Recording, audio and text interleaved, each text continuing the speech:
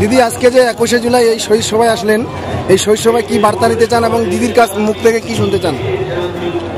আজকের এই যে ধর্মতলায় আমাদের বিধানসভার শহর ব্লক একসাথে মিলিত হয়েছি কলকাতা রাজপথে।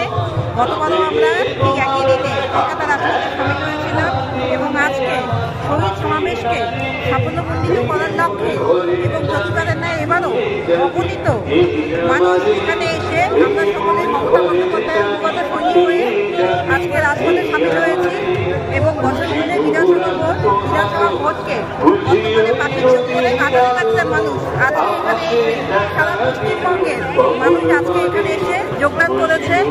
সবাইকে অনেক ধন্যবাদ এবং আগামীতেও এই শহীদ সমাবেশকে কেন্দ্র করে আগামীতেও মমতা বন্দ্যোপাধ্যায় আমাদের মাননীয় নেত্রী যা নীতিশিক্ষা দেবে সেই নীতিশিক্ষা অনুযায়ী আমরা দলের সৈনিক হয়ে আমরা সকলে একসাথে কাজ করব।